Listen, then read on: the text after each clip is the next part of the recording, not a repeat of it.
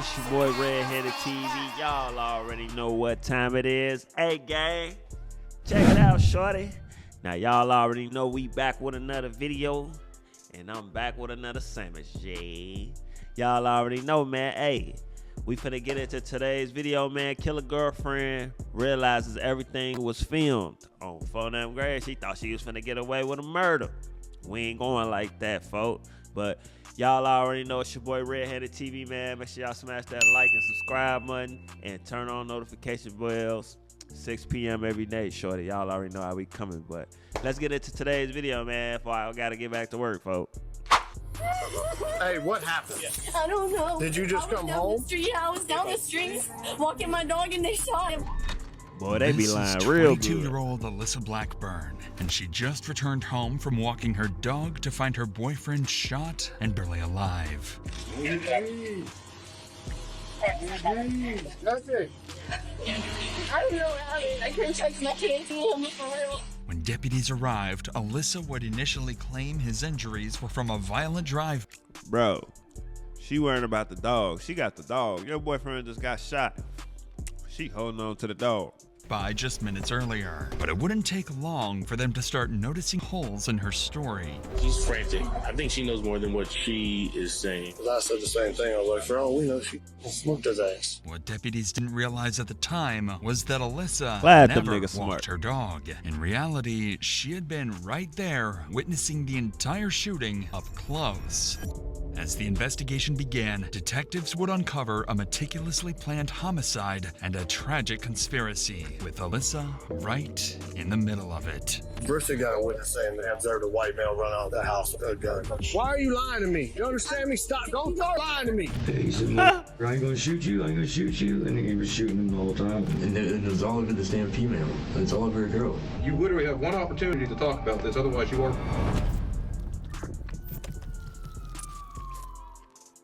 These girls too sneaky.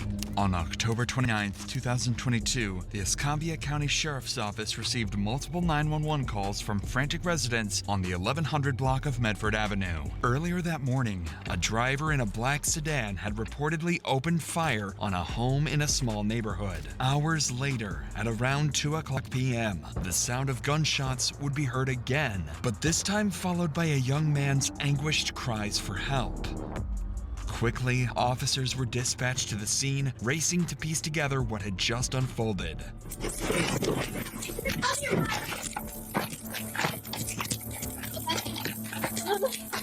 What we got? 331, we need EMS and round gunshot victim inside the house. Anybody else in here? No, my dog's in the bathroom. Please don't go in there. I got a chest too, I'm gonna go get it. The first deputies on the scene arrived to find 26-year-old Jesse Gahagan lying on the floor in a pool of blood, barely conscious, with bullet holes scattered throughout his body. Where you shot, bud? Right here. You said you got a chest too? Yeah. Jesse is experiencing a pressure imbalance in his chest cavity, meaning his lungs could collapse at any moment. With Jesse in the hands of paramedics, the deputies shift their focus to the next critical task, piecing together what had happened. With this in mind, Deputy Tinch wastes no time turning to question the only witness present, Jesse's girlfriend, Alyssa Blackburn. Hey, what happened? I was down the street walking my dog and they shot him. Who shot him? I don't know. Did you find him like this? Yeah, I just had to kick in the back door because nobody was knocking on. So do you live here? Yeah, Who was that gentleman to you? it's my boyfriend. Are you the one that called 911? No. Who called 911? Because it was a female. I called 911 because I heard the gunshot. Why are you lying to me? You understand me? Stop. Don't start lying to me. You understand what's standing there? I need I'm proof. the one who did it. What are you Then go tell me you didn't call. You're gonna get me shot out here. You realize that? We're Montclair. It's my life too. What's your last name? Blackburn. I don't think you realize that I'm risking and calling y'all for real. Right away, Deputy Tinch grew suspicious after noticing a flaw in Alyssa's account of the 911 call. However, considering the chaos of the moment, he knew it was possible she could be in shock and that her memory was distorted. But unbeknownst to the deputy, Alyssa would go on to provide more misleading statements, making her story even more suspicious. What's worth noting is that situations like these can be especially suspicious. Deputy Tinch knew it could be due to her frantic condition. If anything, this just made him want to know more. Before you left to walk the dog, was he by himself? Yeah, no, there wasn't nobody else here. And he wasn't like that, right? No, he was not like that. He was fine. He was in the room, and he was not bleeding on the ground. Who else lives here? This is, I don't even know whose house this is. I just got here like 2 days ago. Real shit. I swear to God, I just moved here. All my stuff's in that back bedroom, but my dog's in there. According to Alyssa, the shooting occurred in the small window of time while she was walking her dog. But none of this would matter to her, as her boyfriend would be carried out in a stretcher unconscious. But the glass, was it broken before you left? Was it out here when you left to walk the dog? Okay. Oh my God. Just step over here. Sure. It's likely Alyssa, in this moment, believed Jesse had passed away. First responders were using what's called a soft stretcher, not too different in appearance to a body bag used when the victim is dead. However, Jesse is still alive. He was suffering from multiple gunshot wounds and was slipping in and out of consciousness. He appeared to have been shot in the upper abdomen and leg and was in critical condition. As paramedics loaded Jesse into the ambulance, preparing to take him to the hospital, deputies could finally give Alyssa their full attention, as she was the only witness so far who could give them a lead. But soon, officers would begin to suspect that Alyssa wasn't the innocent victim she portrayed herself as. At all. I don't know, honey. I'm sure he's talking to us. So yes, because he just gave us a bunch of information. Okay. I don't want nobody to see me. Oh my God. I can see you. Okay. Okay. Let's call your parents. Okay. Due to Alyssa's seemingly frantic condition, deputies were unable to get any more information from her beyond what she had already recounted. So in an attempt to make sense of the situation, deputies on scene began sharing the information they had gathered, and they quickly started to notice some intriguing details. So I wonder if earlier it was a drive-by, this was Target House, and then maybe somebody came back. Bro, it looks like he got shot in the house. That's what I'm saying. Yeah, they're casing dogs. Yeah, that's what I'm saying. Whoever, either they busted up in the house or they know him and let him in the house. Yeah, but her time frame is way off, bro. That's She the left problem. the door. She's like, I asked her who called. She's like, not me. I'm like, it was a female, honey. She was like, okay, I called. And then I said, stop fucking lying to me. This is serious. She's saying that she left to go walk the dog, came home to this. And the time frame is not 4 hours ago. Because she's saying she heard the shots. So it wasn't a... I guarantee you it was. We can find some cameras. Clearly, Alyssa's story wasn't adding up, and despite her exaggerated crying, officers were growing more convinced that she might have somehow been involved. But without definitive evidence to prove her role in the crime, these suspicions would remain as just that, suspicions, for now. So, officers, determined to find something concrete, would begin searching the neighborhood. That's when Deputy Brissette encountered a neighbor who would claim to have seen everything. I heard 2 gunshots about 10 o'clock this morning. Yup. And I saw a little back car Tell on her ass. come and go and come back. You know, I don't know if they had anything to do with it, but it was like they just took off from right over here. Did you hear some gunshots? Yeah, I heard 4 of them. Over here?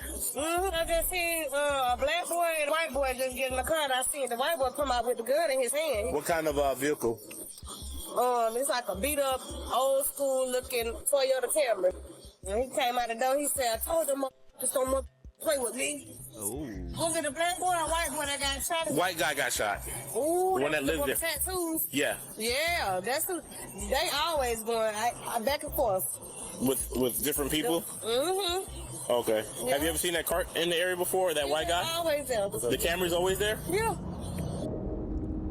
What these witnesses just revealed was critical. According to them, shortly before the shooting, a beat-up Toyota Camry pulled into the driveway of Alyssa's house. Two men stepped out, one white, one black, and made their way towards the home. Additionally, one witness noticed something even more alarming. The white male was armed, and moments after they entered the house, gunfire erupted, echoing throughout the neighborhood. With this new information at hand, deputies could finally narrow their focus to two prime suspects, who for now would remain unidentified. As for Alyssa, her role in the investigation was still unclear. It still made no sense why she felt the need to lie about her story. And given Alyssa's emotional state, it was impossible to get anything valuable out of her, so her parents were allowed on the scene to help her calm down. In the meantime, deputies would notice the biggest flaw in Alyssa's story yet. She was in that fucking house. So she did it? No. Bristol got a witness saying that they observed a white male run out of the house with a gun. Oh, okay. This house is not just 2 days lived in. Hang on. Right. There's other people that live there. Right. So who are they? This deputy just picked up on a very important realization. The house Alyssa claimed she moved into with Jesse only 2 days ago looked well lived in, contradicting her entire story. With this new suspicious clue, Deputy Davidson devised a genius solution to finally determine if she was just an innocent witness or if she had a bigger role in the shooting. If I ask if lives here and she says no, bundle and save on insurance, libbity bibbity. swoon. Swoons? Oh, I love those birds. She's lying. Why would she lie? Okay, I'm just gonna go for it. Does anybody else live here with you and Jesse? I don't know who lives here and who don't, because there's people here all in and out all the time. I'm not gonna lie to you. There's a dude named, I mean, he sleeps on the couch sometimes, I guess. I don't know. Because he was like, I've been letting you stay here because he stayed in tent. But the way they were talking, it sounded like he just got here. You know what I mean? Like, they haven't been there that long.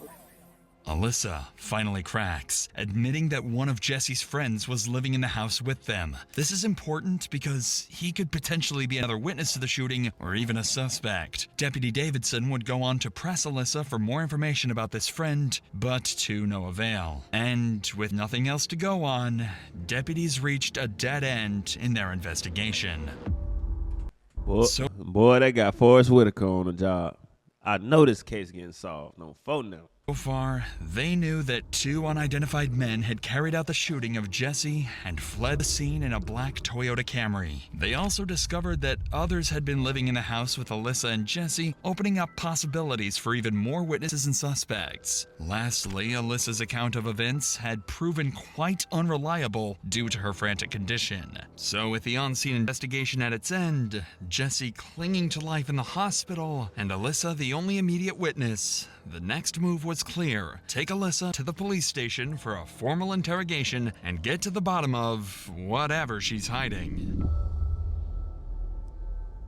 An hour later, Alyssa and her mom would be transported to the police station and placed inside an interrogation room while detectives gathered all the evidence from deputies. Alyssa doesn't know it yet, but this interrogation would go far worse than she could have ever imagined.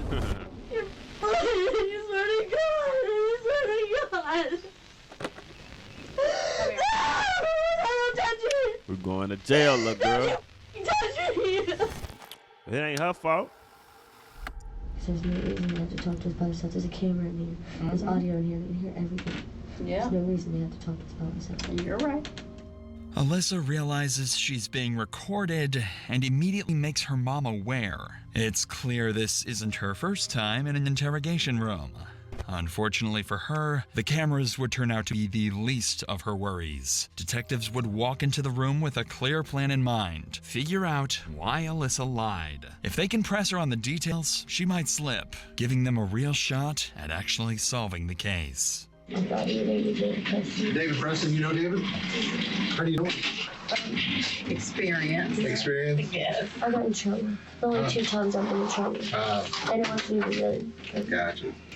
Well, I'm investigating Martinez. I work with David, so I know. Yeah. That being said, we want to get some information as far as like how long you guys been living there. Who lives there? 2 days, 2-3 days. Okay. Just got there. I don't, like, if I had my phone, I could tell you exactly what they were. Let me get my phone. Okay. We ain't letting you get no phone. I can't remember where it was, but. Okay. And the only reason I'm asking is because, like I said, we have to get a search warrant in order to get the house. Okay. So once we get into the house and we look around, if something's missing, like his cell phone, then maybe we can possibly start trying to track it and find it. Okay. No, I'm not going to question you at all. So that's why I was asking, I'm not asking like to pry, but maybe something's missing and maybe we can track it and be like. I know y'all are just trying to help for real. I'm not that type of person. I know y'all are just trying to help. Okay. Alyssa has to be feeling the pressure at this point. She's fuck is she talking about, man? Told her version of events several times by now, and yet investigators keep asking the same questions. Perhaps that's why, after an entire afternoon of speaking to law enforcement, she finally gives them something substantial. All right, so it's just you and Jesse that live in that house? No, there's 2 males there and there's Jesse. But there's people in and out of there all the time, you know what I mean? It's like literally like a ghetto trap, kind of like out. You haven't seen the house, but the whole house is like trashed almost. I tried to clean it up and I mopped the floors and all kind of stuff like that because I have nowhere to go. But there's a dude named Ian for sure. I know because he sleeps on the couch, and I know he's getting help from somebody. The dude who lives there, I guess, around a regular, trying to get off of drugs. Okay. Is he a black male, white male? He's white. Okay. Yeah, he's tall. He's real tall. He's like real tall to me. I'm like 5 foot. Alyssa confirmed that 2 other people lived in the house, noting that individuals are constantly coming and going, a detail that could suggest drug activities considering her previous statements and frantic behavior earlier. But most importantly, she mentions one of the roommates by name. If investigators can track him and the other roommate down, they may not have to rely solely on Alyssa's version of events, as it's obvious she hasn't been telling the whole truth. So the detective continues to question Alyssa in hopes of extracting another name. Start from what did you do today? From when you got up. I woke up on the couch and he was on the couch across from me, and Jesse was sitting in his chair. It's in the living room, whatever. I called my mom and dad because I was supposed to go over there. There's voicemails, so you know what I'm saying? We called him. I don't remember the exact time. But the other dude that lives there, he wasn't there. He was supposed to be going to get a hotel room with a girl the night before, so he hasn't been there. Who's that? I think his name's. Okay. It started. Yeah, but he wasn't there at all. Alyssa doesn't realize it yet, but with the other roommate's name obtained, the investigation has already taken a sharp turn. The detective's top priority is no longer just her story. It's tracking down the roommates she previously lied about who could be key witnesses to the shooting. But before they could get to that, Alyssa and her mother would share one more major detail from the morning of the shooting. We go to my new house where we're building because we're moving into it. We just closed on it. So we go over there. She had somebody else come and get her to go through her paperwork for work and stuff like that because we're moving. She like, Mama, shut up. And I don't know who it was. It doesn't end up working out because I went to FedEx and stuff like that. And then I got... Did this person come pick you up? Did you call them to come pick you up or they just showed up? It's a friend. I don't really know him like that, you know what I'm saying? Jesse doesn't like anybody to know where we stay at all because of what he does. And obviously y'all know what he does, you know what I'm saying? Because I told the police. I don't know if y'all talked to the police yet. Yeah, okay. Yeah. And what did he do? Sell drugs? Allegedly. I don't know. What's important? I don't even know if I just used that right. Yeah, he sells drugs. He sells drugs. And what kind of car did this person pick you up? Well, a black car. Yeah, I don't know what kind of car it was. Just black. You're telling on the niggas that you conspire with. The older vehicle that doesn't even have the emblems on it. Did you see it? I didn't pay attention. Yeah, it was black. It was Looked black. like it was spray painted? Yeah, maybe. I don't know. It was. I know it was black though. Damn, I don't Toyota or something like that. It was definitely a small sedan. What's a sedan? I see the sedan's car, correct? Yeah. Yes, maybe. Okay. Well, that's I think it's 4-door. Alyssa's mother just described the same car that witnesses saw fleeing the scene, a black Toyota Camry. But what's even more crucial is Alyssa's own admission. She was in that very car after being picked up by a so-called friend. So she knows With the this niggas who insight, in there. detectives now have a major person of interest, whoever was driving that black Camry. Now their top priority is clear. Identify this man. What's his name, the guy that come and got you? I don't know him. That's what I'm saying. Well, how'd you call him? Jesse, I didn't call him. I said I didn't call him. Oh, he just showed up at the house? Yeah, my brother knows him, and Jesse knows him, and all kind of stuff like that. Like, he comes around all the time and hangs out with him. I don't associate myself with people that he does. I'm not allowed to even be at the house by myself. Is he white or black? He's white, for sure. Can you describe him to us? Well, he's kind of ghetto. No, he's ghetto. He's got tattoos. Yeah. Mama is spilling the beans.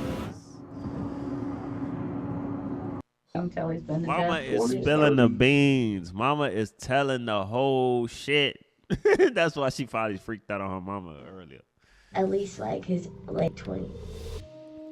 Despite the vague description, detectives can now confirm the driver of the black Camry is a white male in his late 20s with tattoos. Combined with all the other information, these details are enough for detectives to begin searching. But before detectives wrap up Alyssa's interview, they would have to deliver the tragic news of what happened to Jesse. I did just get off the phone with the doctor's office, and he did not survive. I swear to God. I swear to God.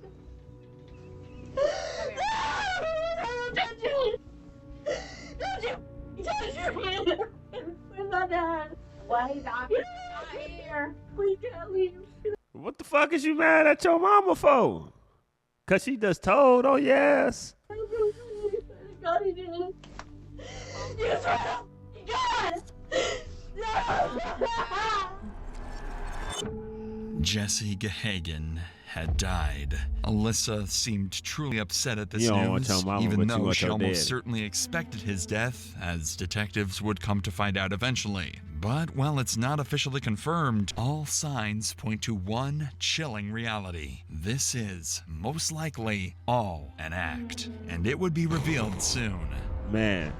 Yeah, we can get you out of here. Raise your right hand. Somebody killed your boy. Yeah, I called the police. I tried to save his life. You said you didn't earlier. I tried to make him do better, bro. I tried. I'm the only one who gave a about him. No, I'm being serious. You don't get it. No, that nobody. I'm the only one who called the police when he overdosed. Twice, not even his mom gave help by myself. This bitch acting. Alyssa would continue this frenzy until detectives had to end the interview. Even though she seemed genuinely upset over Jesse's passing, detectives would soon find evidence suggesting otherwise. Nevertheless, That the shit don't stakes seem were now genuine. higher as this had escalated into a murder investigation. Don't At nothing this seem point, genuine detectives about that. Still weren't sure exactly what Alyssa was hiding, but the interviews that followed would begin to reveal the truth. She set folks up. What's up, Mr. Good, how are you? I'm Investigator Alvarez, the one that you ignored last night. The one I you got my ignored tats. last night. This is one of Jesse and Alyssa's roommates. It's unclear how investigators first located him, but what is known is that he was initially reluctant to cooperate, ignoring multiple calls and texts from detectives. Perhaps he was hesitant to get involved, but when he fucking with finally somebody. agreed to an interview, he would deliver the biggest bombshell yet. All right, man. So let's start from the very beginning, okay? She messing So, around I know with one of before them you niggas. before you came in here, he said he knows who did it and who he can get us hooked up with that person and everything else because he tried catching up with you at Tom Thumb yesterday.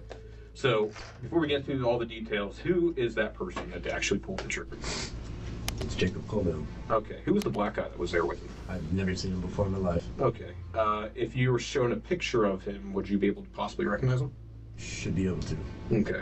How long have you known Colville? Colville, I met like in 2018 in Walton County. He was we were in the same little pod together in Walton County. Finally, thanks to the roommate, detectives have identified the white man with the gun, 29-year-old Jacob Colville, the same so-called friend Alyssa and her mother described earlier. But to the detectives' surprise, the roommate had even more to reveal. She's sleeping with him. Colville showed up with his two kids in the car and got out and started an altercation with Jesse And this is all over a female. This is all over a girl.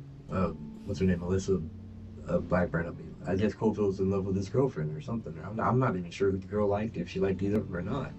And I thought they were supposed to be friends. But no, as soon as the girl comes out of the house and says Jesse's inside, they didn't hesitate to, should we leave it? No, they went. Oh, she let them niggas in there. Yeah, go get his ass. He in there. Right inside my house. And they go down the hallway and they look through the first room, look through the second room, and I'm at this point I'm playing stupid. I'm like, what's going on, guys? And I don't know what's going on. I wasn't watching. I did not have my head turned towards down the hallway, but there was 2 gunshots, and I hear screaming. And there's 2 gunshots, and then by the time I look down the hallway, I see Colville backing up, like with the guns on Jesse, and Jesse looked like he had blood right here, maybe like in the stomach, and then in the chest or the shoulder, and even when he was on the ground, he shot another couple rounds, I believe. How many rounds total? I can't. Quite a few. Yeah, I can't even tell you. Whenever Colville and the black guy run out the front door, they took off. What happened to the DVR? I could bring it. I could show it to you. Do you have it? Yes, sir. Okay. And there's a camera in the living room. Yeah, I noticed. What the roommate just revealed to detectives is everything they need to crack this case. It appears that Jesse's murder stemmed from a long-standing conflict that began in an altercation between Jacob and Jesse, likely during the drive-by incident reported earlier that morning, followed by Jacob returning an hour later to fatally shoot Jesse. Meanwhile, Alyssa not only fabricated her entire version of events, but the whole altercation centered around her. According to the roommate, she was in a love triangle with Jesse and Jacob that turned deadly. It's likely that Alyssa had grown fed up with Jesse before orchestrating the shooting with her friend, or perhaps lover, Jacob. This finally explains why Alyssa had been lying all along. She wasn't just a witness, she was an accomplice to murder. Why do motherfuckers conspire with they side? Is y'all stupid? Y'all gotta be the dumbest people in the world. The roommate had the shooting recorded on surveillance camera and agreed to hand it over to investigators, providing them with undeniable evidence to bring the killer trio to justice. Get her right now. This incredible stroke of good fortune would continue when the roommate successfully identified Jacob's accomplice from a photo lineup of known offenders. He was 44-year-old Lawrence Bonner Jr. Overgrown The ass, Escambia hanging County out with a Sheriff's Department 29-year-old. quickly launched a statewide manhunt, alerting police to stations and the public to be on the lookout. Not long after, authorities would make a critical discovery. The black Toyota Camry had been found underneath the mobile highway bridge over 11 Mile Creek, burned down to the frame. While the search for the assailants continued, detectives wanted to solidify their case against Alyssa, so they would bring in the other roommate she mentioned earlier, and he would reveal crucial details about Alyssa's sinister role in her boyfriend's murder. That little black Toyota Camry or Avalon or whatever it was, you know, the car they showed up in? Yes. Whose car is that? I think it's Scoville's. He burned it. So. He what? He burned it. Did he? Well, yeah. So do you remember any of the conversation that was going on in the house? Like when they come back, you told them that Jesse's hiding in the back, correct? Yeah. Okay. What was being said after that? Nothing. They were so quiet. Okay. They were just creeping through the house looking for Jesse, and they didn't find him at first. You remember seeing Alyssa come in with a gun? Who? Alyssa, his girlfriend, Jesse's? No. When she first walks into the house and you're on the couch, you know, she's holding a gun because, you know, we have the DVR.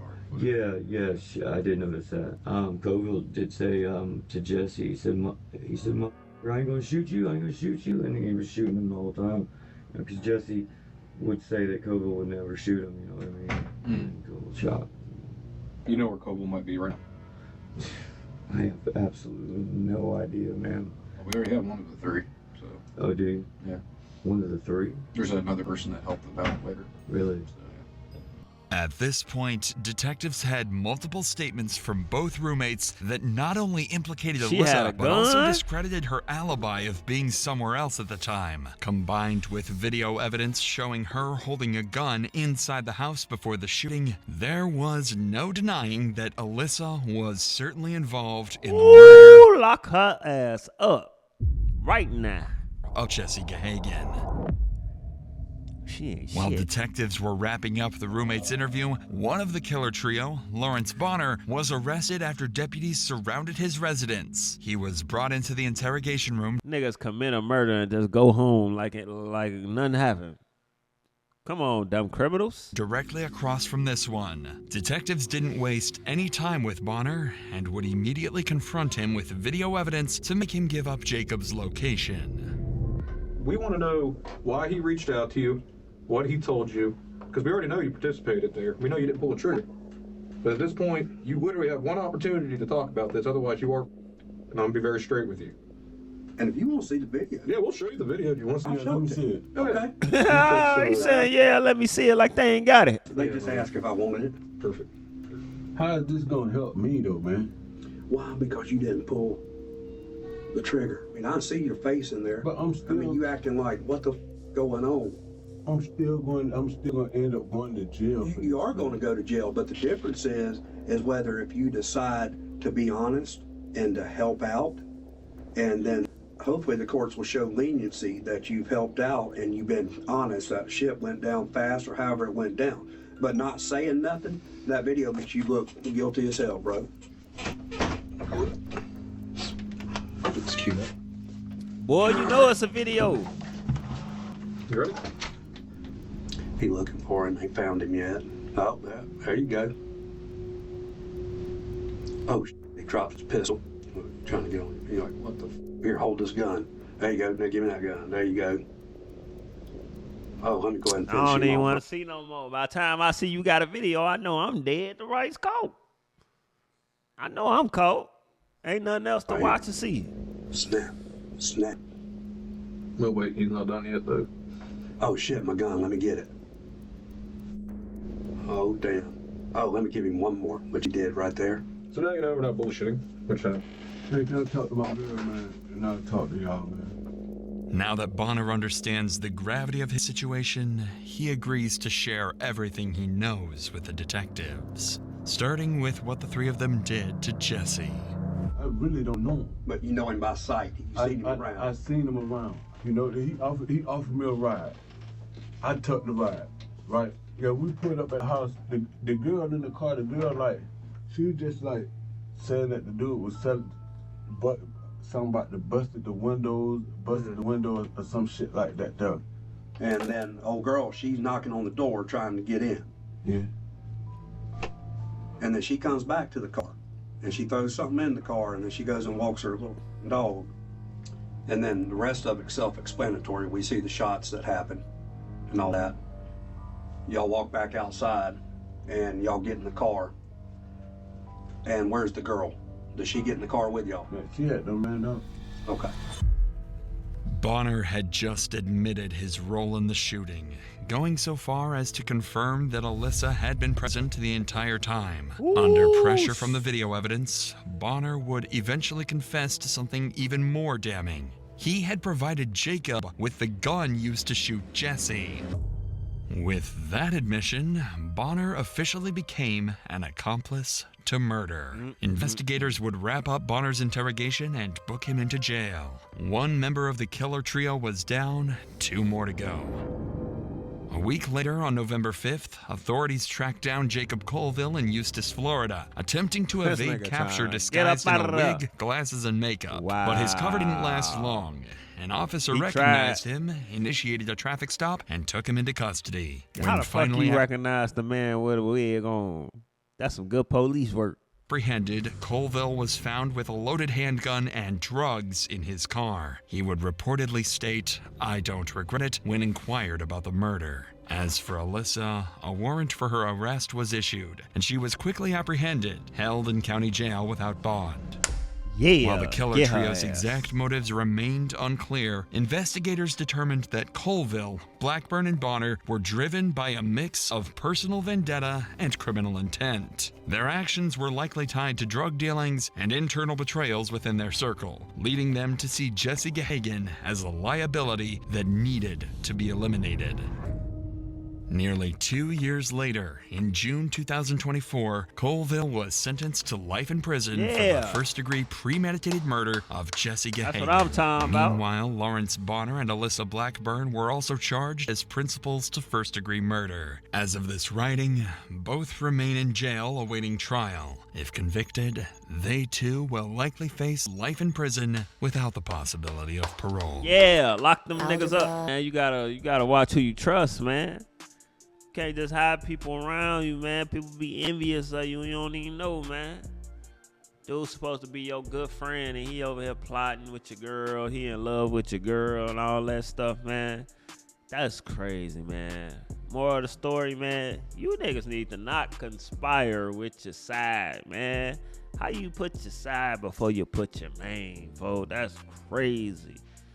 Like, you can't trust nobody. That's crazy. You got to keep your eye out for everybody. You can't trust a soul, folks. It be the people that's closest to you that'll turn their back on you, folks, and do some crazy shit. I can't believe this girl. You see all that crying and all that extra, and that motherfucker lying like a motherfucker, folks. It's like it's easy to spot a liar now, folks. If y'all watch enough of these boys, we watching them. You can see people be lying, and they lie good. That's crazy. This woman is crazy. She really set her man up. I just can't fathom that, man. And then, hey, I ain't gonna say that, but yeah, man, that was crazy, folks. If y'all like today's video, man, make sure y'all smash that like and subscribe button, man. Y'all already know, turn on notification bell, 6 p.m. every day. We gonna have one of these, folks. So make sure y'all tapping in, G. But y'all already know, I appreciate y'all. I love y'all, and I'm finna get up out of here, man. Yeah. I don't want the money and the cars, I don't want the fame, nigga. My life gon' be the same, but I won't ever change. Bring that money up, now they upset. I know it make them mad when they see that we up next. On these rappers' ass, got my foot up on all necks. You niggas get in that room, turn the bitches, y'all love the gossip. Headaches from these heartaches. I'm so numb to this shit, I'm so numb to this shit. I'm so numb to the pain, lost my brothers to the gang, shit'll never be the same, it'll never be the same.